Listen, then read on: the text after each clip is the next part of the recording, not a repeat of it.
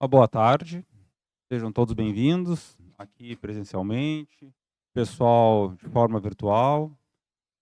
Hoje a gente vai ter mais uma grande oportunidade de refletir os ensinamentos do Evangelho, a compreensão do que o Espiritismo nos proporciona.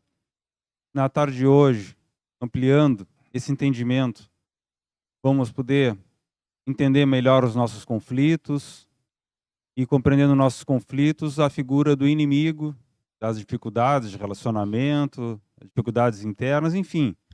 A gente consiga, então, através do capítulo 12º do Amai os Vossos Inimigos, que a gente consiga encontrar as motivações, as lutas, as mudanças necessárias, que a gente consiga fazer um ótimo aproveitamento hoje e na continuidade dos dias, que a gente possa também, no convívio com as pessoas, compartilhar essas novas experiências e também o conteúdo também dessa palestra, que depois fica disponível aí no nosso canal, aí no YouTube, no Facebook. Compartilhem com mais pessoas, é muito necessário, não apenas a divulgação, mas desenvolver esse entendimento para todos nós, a fim de que a gente consiga ter uma sociedade melhor e assim como nós mesmos.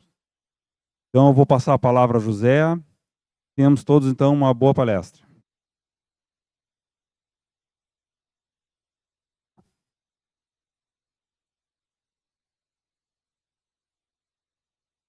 Boa tarde a todos vocês que encontram aqui, boa tarde ao pessoal de casa que nos acompanha. Então hoje é um tema que, para quem chega em uma instituição espírita e traz os conceitos usuais da nossa sociedade, que é uma sociedade constituída em média por indivíduos inseguros, com conflitos, e que por isso mesmo são centralizados em si mesmo, né? A maior demonstração do primarismo, a causa do medo, é exatamente a limitação. A figura do egoísmo, contemplada no Livro dos Espíritos como sendo a raiz de todos os problemas, está associado diretamente à ignorância, ao primitivismo, né? Aquele que nada enxerga, que não compreende a extensão e o sentido da vida, e consequentemente é apenas um ser que vive sensorialmente, dentro do imediatismo material, ele tem uma série de dificuldades de segurança interna. E com isso, né, com o medo que o caracteriza, ele compete por sobrevivência em todos os sentidos. Não somente uma sobrevivência no sentido alimentar, mas uma sobrevivência no sentido emocional, porque dentro da sua visão, tudo aquilo que para ele ameaça aquele que ele julga ser os parâmetros de sua felicidade, é o domínio, para ele se torna essa figura, a figura do adversário, do inimigo. E vocês notem que os seres que a gente tem história dentro da trajetória, dentro do tempo, foram se libertando disso, foram tendo um comportamento completamente diferente disso, foram mais equilibrados, e foram de uma maneira mais feliz e produziram felicidade. Eles não tinham isso. Então a grande questão, comparando esses extremos, é entender, primeiro, que essa estrutura que nós defendemos, né, de forma intensa, e que é criada exatamente pela essa situação de se enxergar pouco. Dentro da doutrina espírita a gente estuda isso detalhadamente e usa aquelas figuras que foram construídas dentro da psicologia, que reconhece a existência dessas parcelas dentro do psiquismo do ser, mas não as define na sua estrutura interna e na sua origem. E na doutrina espírita isso é muito claramente demonstrado, mostrando que os enganos, pela cegueira, pela falta de uma perspectiva mais ampla de entendimento da vida, criaram todas essas distorções. Começa com os processos religiosos, a gente olha lá a história das religiões e olha lá o politeísmo, a sua estrutura. Lá nós vamos ver que a ignorância humana fazia com que os fenômenos naturais fossem atribuídos a deuses, criando a figura do politeísmo. A Grécia, a Roma está rica nessas coisas todas. Tá? E dando seguimento, né, dos comportamentos, nós vivíamos e vivemos sensorialmente. Quem vem numa casa espírita séria, e não somente estuda, mas tem a oportunidade de trabalhar seriamente na observação e na relação com o fenômeno mediúnico, aprende, vê de forma clara e inequívoca o estado dos espíritos que se encontram aqui na volta, no pós-morte, e a sociedade que eles montam. E esse modelo de sociedade é uma sociedade ainda equivalente a essa nossa aqui encarnada, com disputas, com conflitos, com posses, com poder, pelas inseguranças, pelos medos, pela agressividade que é fruto de tudo isso, ali presente. E como a gente tem a oportunidade de estudar a construção disso, o que isso representa e a solução disso, quem realmente se dedica a isso, tira dessa observação prática, dessa relação prática, um teste vivo. Porque por isso é que existe fenômeno mediúnico dentro de uma instituição espírita. Por isso que o seu Allan Kardec fez tudo o que fez em observação a essas coisas todas. E aí existe um grande teste dentro da instituição espírita, que é o teste da ideia da cultura superficial com a introjeção de valores, que é a figura contida no texto, no título do texto desta tarde, que parece para nós impossível, né? A figura do amai o vosso inimigo.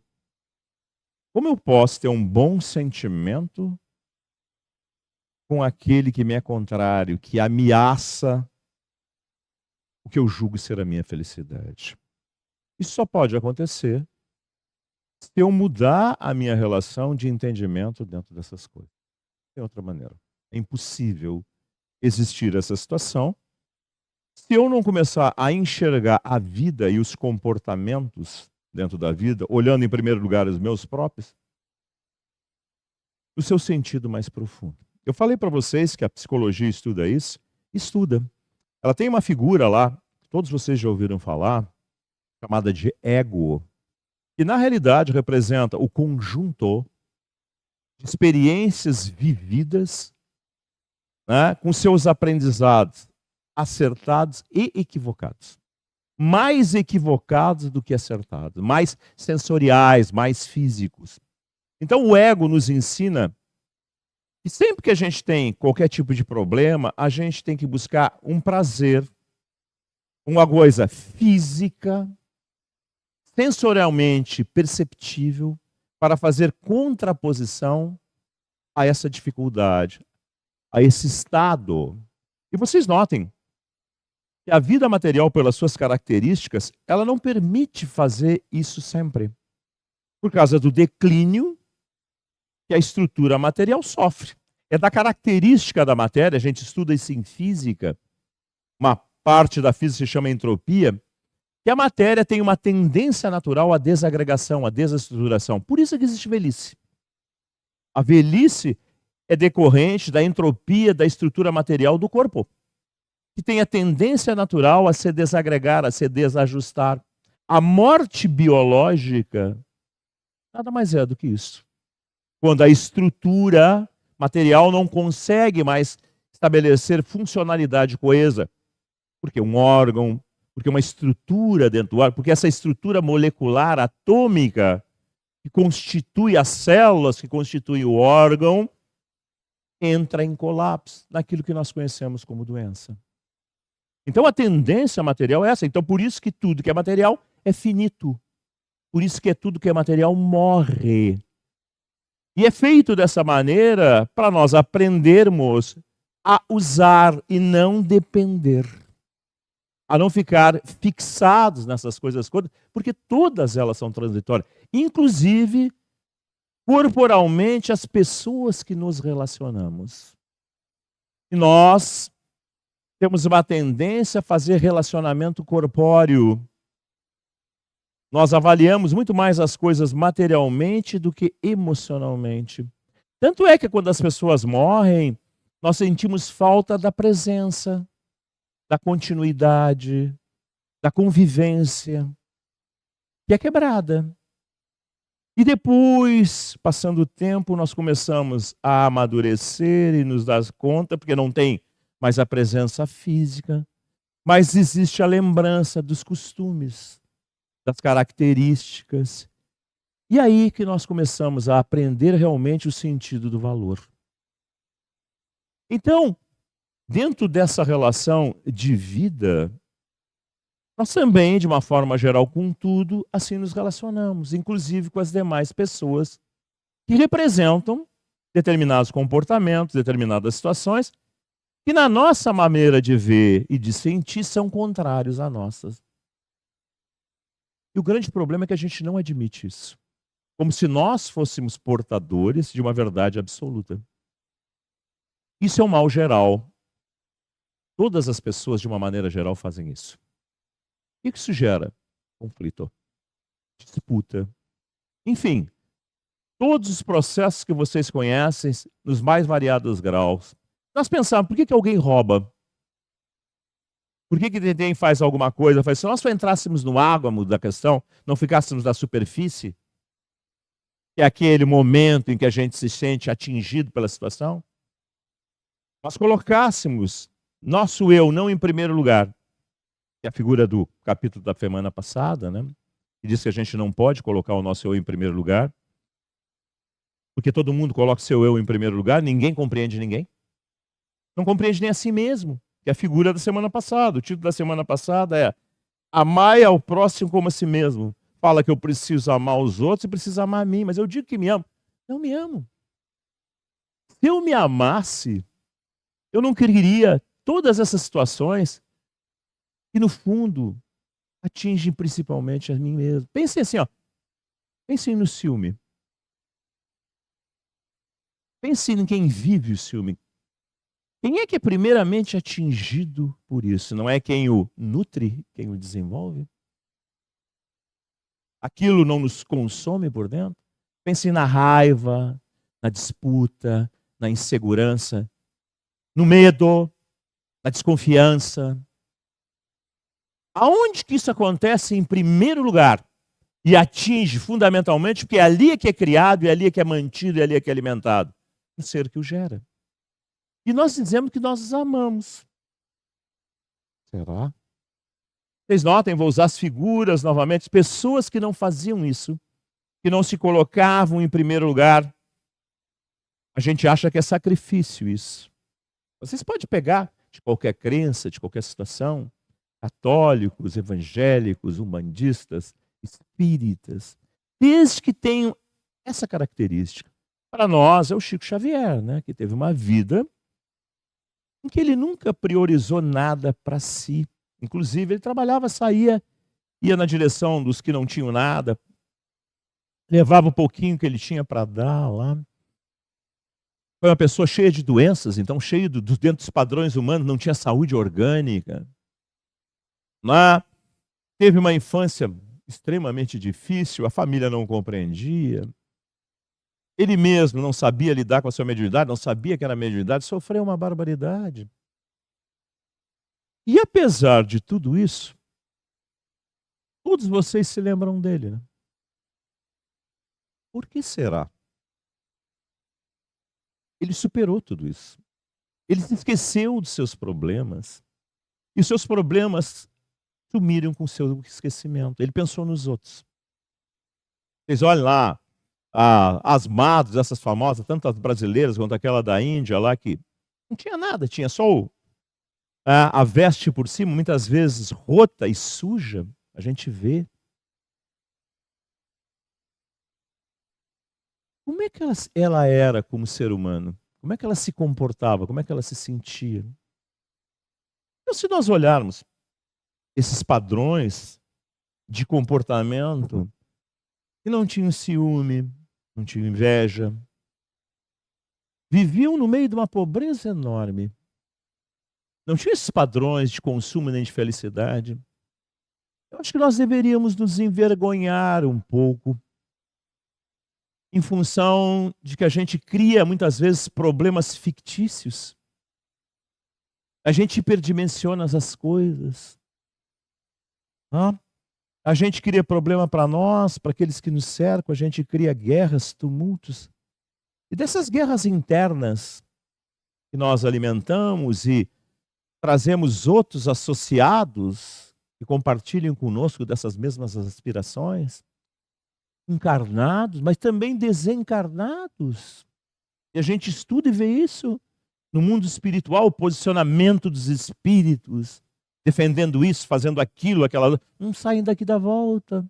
Estão presos ainda, apesar de mortos, continuam pensando da mesma maneira, sentindo da mesma maneira, atuando sobre pessoas que eles são equivalentes, que comungam com eles dessas aspirações e chegam no centro espírita cheia de problemas, querendo uma mágica, querendo que se faça trabalhos e coisas de forma sobrenatural, como se no fundo, a lei divina que a tudo sustenta, não tivesse permitindo que isso aconteça, para cada um ter noção daquilo que cultua, daquilo que é, daquilo que sustenta. É por isso que a gente fala muito dentro do centro espírita, a gente não faz apologia ao movimento e à situação, mas a gente chama atenção porque a doutrina fala. E diz assim, que se a gente não vier para cá e não se entender profundamente dentro desses conceitos doutrinários e não se converter a eles, isso não tem nada a ver com formato, porque eu não troco de roupa, não mudo de voz, não altero meu formato, não tem nada disso. A gente tem que se converter a valores, a entendimento, e conversão é prática. Conversão é prática no cotidiano, por isso que não tem ritual dentro do centro espírita, por isso que não tem liturgia, não tem nada disso. Não tem cerimonial nenhum, não pode ter, porque o grande cerimonial é a vida. Se a gente não fizer isso, a gente vai estar aqui dentro, mas não vai estar aqui. E por incrível que pareça, isso é o que mais acontece. Quando Jesus definiu que seriam muitos os chamados e poucos os escolhidos, ele estava falando dessas coisas. Ele estava falando diretamente para essa situação. É ele que fala, lá para o hebreu preconceituoso, porque para o hebreu todo mundo era inimigo. Só ele era detentor da verdade, então ninguém mais servia, tanto chamava os outros de gentios, eram os estrangeiros. E ele fala para ele, olha, se vocês se mantiverem dentro dessa maneira, vocês são equivalentes a todos aqueles que vocês condenam. Ele vai falar, ele faz uma comparação, aqui dentro eu não vou ler a parábola, mas ele faz uma comparação para aquilo que para o hebreu era uma coisa completamente negativa lá. Então, muitas vezes sabiam que os cobradores de impostos, lá que existia cobradores dentro de impostos, lá dentro da estrutura, eram chamados de publicanos, né? Eles roubavam. Corrupção é uma coisa muito antiga. Então, eles eram tidos como pessoas de má índole. Eles sabiam que muitas vezes os escribas, que eram os profissionais que copiavam os pergaminhos, também tiravam vantagem. Eles sabiam que os praticantes religiosos eram, na realidade, exploradores de casas de viúvas. Então, isso tudo, na realidade, eles condenavam. E Jesus faz uma comparação para ele, olha, todos esses que vocês condenam também defendem a família deles, também roubam para si, também tiram vantagem para si, também fazem, na realidade, proteção indevida, que nem vocês fazem. Vocês condenam ele, mas vocês fazem tudo a mesma coisa. E apesar de passarem 2000 anos, nós continuamos fazendo as mesmas coisas. Nós continuamos fazendo as coisas igual. Mudou o modelo social, mas os princípios e os fundamentos continuam o mesmo. Por isso que isso é válido. Se não uma coisa de 2000 anos atrás, não teria sentido mais nenhum. Mas nós estamos falando de fundamentos. comportamentais, de desenvolvimento evolutivo. Então vocês notem, nós vivemos num planeta avançado, vocês acham? É só olhar as notícias. Olhem tudo o que acontece. Vocês acham que isso representa sanidade, equilíbrio? Guerras de todos os tipos, disputas de características de todos os tipos. Todo mundo pregando isso e aquilo na hora de realização prática. Eu quero matar o outro porque é contrário. Vocês olhem a rede social, as pessoas se atacando. Isso é um mundo desenvolvido? Isso é respeito, que a gente tanto prega, amor, consideração, justiça social? É? Então notem que isso acontece porque nós vemos dos outros adversários. Então o indivíduo que se livra disso e consegue ter uma outra relação, na prática diária, ele não tem mais essas reações. Mas isso não adianta a gente. Por isso que eu não falo de um processo religioso, eu falo do nosso. Se eu venho por centro espírita e não mudo as minhas reações, não adianta nada. Nada, você sabe o que é nada? Nada. Não adianta coisa nenhuma. Eu faço frequência, como eu faço frequência de ir à missa, como eu faço frequência de ir ao culto, como eu faço frequência de ir à terreira, mas entro lá e saio igual. Que diferença faz? Faz nada, não adianta nada. É, na realidade, uma liturgia, é uma sequência de hábitos, de coisas, que eu me iludo, achando que aquilo vai me trazer algum retorno, como se Deus fosse um comerciante que precisasse de alguém que ele fica ali idolatrando. E a gente aprende de forma prática aqui, estudando a teoria que explica a dinâmica do processo evolutivo, mas aprende de forma prática. A gente vê a consequência do pós-morte, vê a sociedade do pós-morte. E vocês não pensem que lidando com tudo isso, lidando com criaturas que têm esse tipo de comportamento, elas não vão defender o seu ponto de vista, porque elas vão. E defendendo o ponto de vista, o que elas fazem? Atacam. Então, o que mais acontece dentro de uma instituição espírita que é séria é se sofrer ataques contínuos de espíritos que são contrários. E vocês vão dizer, puxa, então, mas eu não quero isso para mim. Ao contrário. Esse é um modelo estabelecido com a vida para determinar se tu ainda é permeável disso, se isso ainda te afeta, é porque, na realidade, o que eles fazem encontra um respaldo em ti e tu te submete a isso. Aí vocês vão entender a figura da tentação de Jesus de dizer, os espíritos que estavam lá estão acostumados a fazer aquilo. Era a característica deles. O que eles vão fazer? A mesma coisa de sempre. Quando eles chegam em Jesus, o que eles conseguem fazer? Nada. Ah, porque Jesus era o Filho de Deus? Não. Porque ele não era permeável àquele tipo de influenciação. De forma prática, a influenciação é uma sugestão, é uma ação emocional que atua sobre ti. Se tem a ver com a tua natureza, tu acata. Se tu gosta daquilo, se tu tem aquela característica, aquilo entra em ti naturalmente. Entra em plano mental, por ideias, e entra em plano emocional. Por quê? Porque tem a ver contigo. É a mesma coisa como nós escolhemos os nossos amigos. Nós escolhemos os nossos amigos por afinidade de característica. Então o ladrão tem um amigo que é ladrão. O traficante convive com traficantes. Por quê? Por afinidade de características.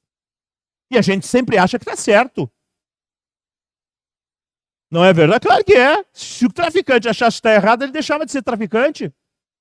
Se eu achasse que estava errado, eu mudava. Mas eu sempre acho que eu estou certo.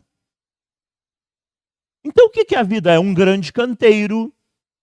Eu semeio o que eu quero, mas eu colho o que eu semeio. Se eu acho que eu estou semeando equilíbrio, estou semeando desequilíbrio, vem o quê? Desequilíbrio. Isso é uma estrada dentro do tempo. Isso vai de vida para vida, vida para vida. Deus não pega ninguém para a orelha e obriga. Por isso que existe livre-arbítrio. Mas existe consequência. Então hoje vocês sabem que a medicina fala, olha, todas as doenças têm uma parcela chamada psicossomática. Todo tipo de doença. Biológica, como mental, emocional. Todas têm. E tem. Tanto que a gente aprende, ó, fica lá com problema gástrico, toma lá remédio de produção da mucosa, mas toma um remédio para ficar mais calmo. Por que será? Existe uma relação entre ansiedade, entre problemas cardíacos da mesma maneira. Estresse, vocês tanto vão falar, Alzheimer, são degenerações produzidas por impactos emocionais contínuos. Isso acontece? Acontece com todos nós, no nosso dia a dia. Dependendo como a gente consegue lidar com isso, absorver isso, isso tem maior ou menor impacto. Mas nós colhemos necessariamente tudo aquilo que nós fomentamos e assimilamos. Aí vocês vão entender por que a gente chega no centro espírita e vai ver um fenômeno mediúnico e não fica olhando para o médium, mas fica olhando o que está acontecendo por trás daquilo, o que aquilo representa. O que é aquele perfil psicológico, emocional, aquele ser que está ali. E que muitas vezes agride, defende. E não pensem que ele é burro, porque ele não é burro. Muitas vezes ele foi um médico, um psiquiatra, teve formação. Mas importa isso se a formação técnica não determina o florescimento do equilíbrio emocional? Uma coisa não tem nada a ver com a outra. Se eu, na realidade, não amadureço para lidar com as conjunções. Vocês notam que nós vivemos num mundo em que parece que eu sou aquilo que eu tenho materialmente ou que os outros dizem de mim. A indústria que nós vivemos aqui através da internet é baseada nesse princípio. Os modelos, as estruturas que sustentam as nossas transmissões, para vocês terem uma ideia, é em função disso, da demanda. Lá quem gerencia lá o instrumento, seja o YouTube, o Facebook, é sustentado pela demanda. Não importa se é certo ou errado, importa é a demanda. E nós vivemos em função disso tudo. Então nós temos que entender que os males que são gerados na sociedade humana e para nós mesmos são fundamentalmente oriundos de nós. Porque, afinal de contas, essas criaturas que nunca agiram assim, elas não foram afetadas por isso. Jesus é um exemplo notório. O mesmo indivíduo, todo mundo andava atrás dele, pedindo favor para fazer milagre, é o mesmo que é trocado. E na hora da escolha lá, o pessoal disse, não, agora nós queremos a revolução aqui do povo hebreu contra o domínio romano. Vamos escolher Barrabás. O mesmo engano que Judas comete, que é um movimento político para tornar Jesus um mártir. Depois ele se dá conta e se enforca. Vocês notam que isso é histórico, isso não é novo. E ele sabia disso? Sabia. E sabia também que iria levar mais de 2000 anos para nós começar a entender essas coisas todas em termos de psicologia profunda? Sim, sabia. Mas sabia que, como tudo, tem que ser plantado, tem que ser germinado, tem que ser amadurecido, tem que ser digerido para poder, na realidade, ser compreendido e vivido. Então nós estamos em trânsito, estamos. Esses sinais dessas guerras, dessas coisas, desses movimentos sociais de conflito, são sinais de conflito.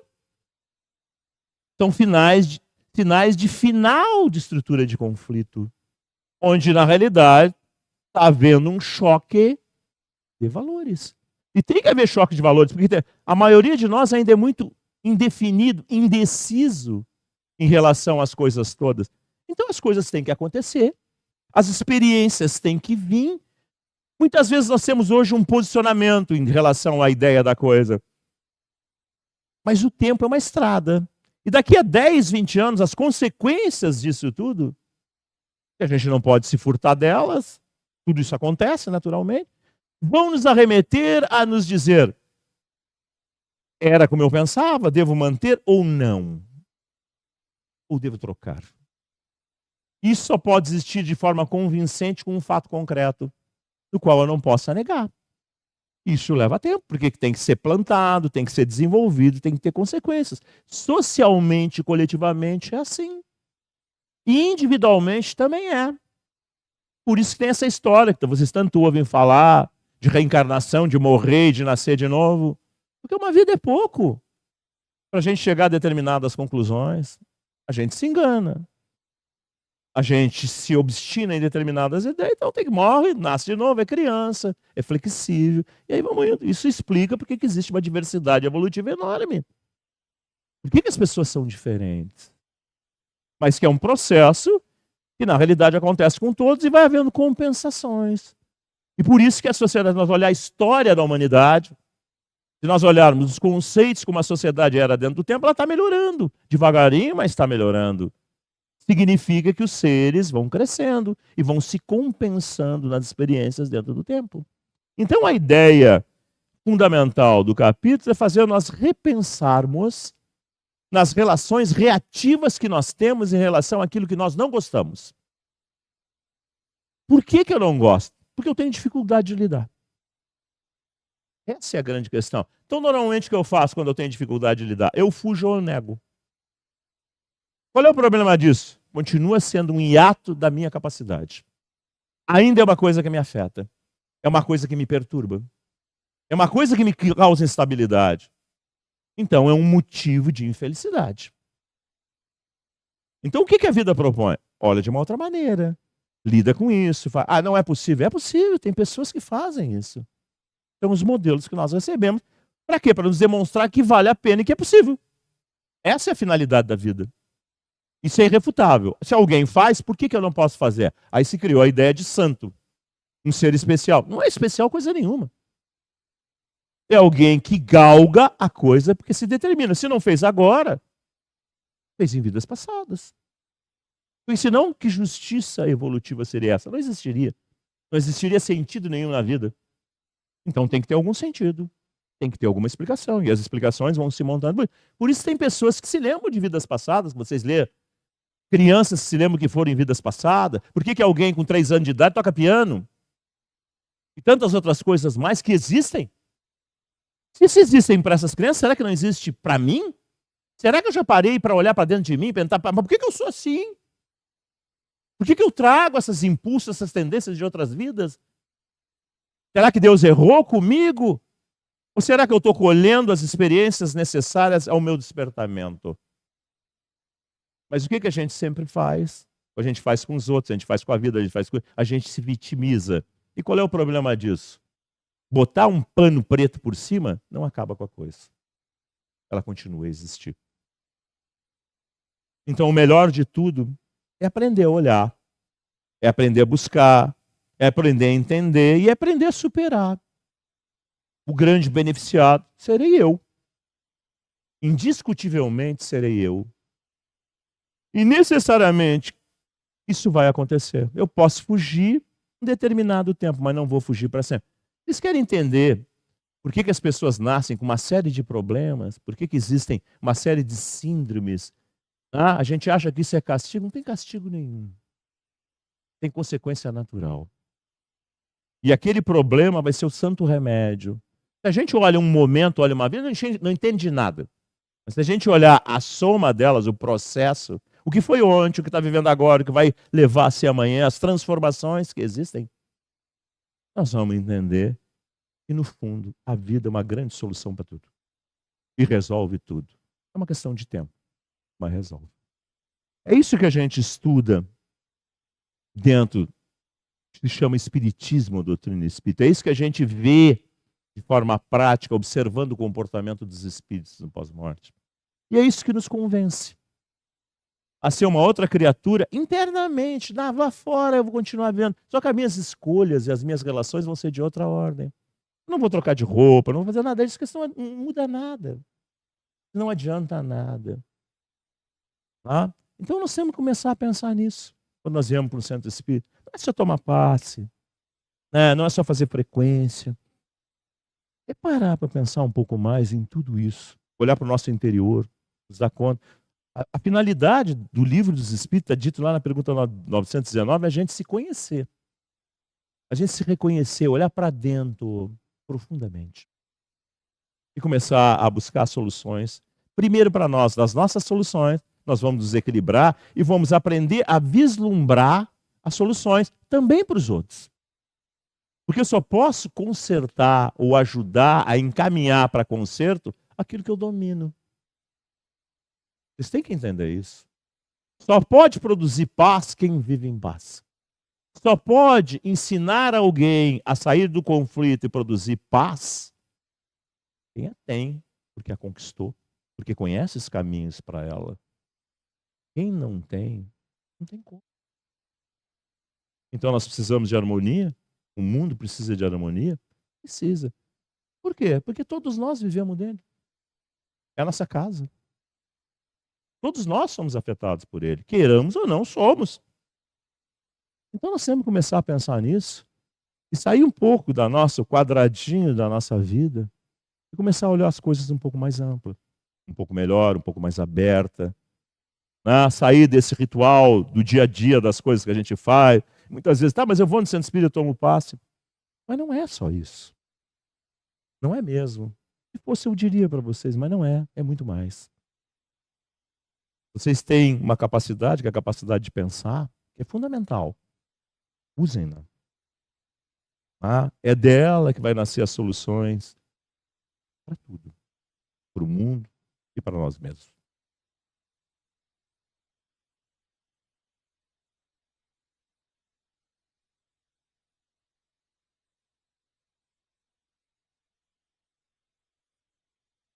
Muito bem. Então, chegamos ao término então da atividade. Agradecemos vocês que ficaram conosco até agora.